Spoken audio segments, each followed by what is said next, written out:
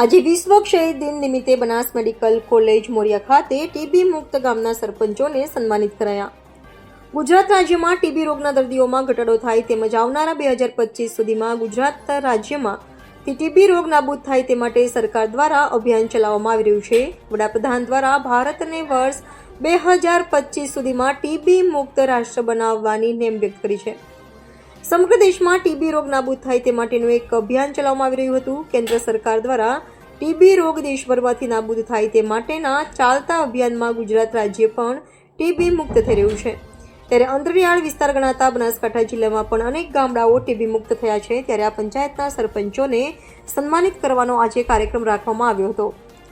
બનાસકાંઠા જિલ્લામાં 108 પંચાયતને આજ રોજ ટીબી મુક્ત પંચાયત અંતર્ગત સન્માનિત કરવામાં આવી હતી, જેમાંથી 25 ગ્રામ પંચાયત જે છે એ 2023 અને 2024 બંનેમાં ટીબી મુક્ત પંચાયત થયેલ હતી, જેમને ગાંધીજીની સિલ્વર પ્રતિમા અને પ્રમાણપત્ર આપી સન્માનિત કરવામાં આવી હતી.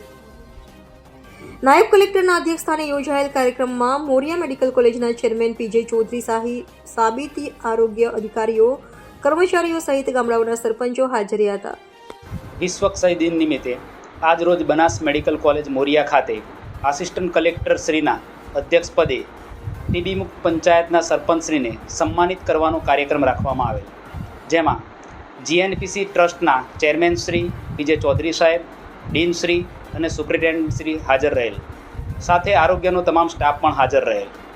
બનાસકાંઠા જિલ્લામાં 108 પંચાયતને આજરોજ ટીબી મુક્ત પંચાયત અંતર્ગત સન્માનિત કરવામાં આવેલ હતી, જેમાંથી 25 ગ્રામ પંચાયત જે છે એ 2023 અને 2024 બંનેમાં ટીબી મુક્ત પંચાયત થયેલ હતી, જેમને ગાંધીજીની સિલ્વર પ્રતિમા અને પ્રમાણપત્ર આપી સન્માનિત કરવામાં આવે.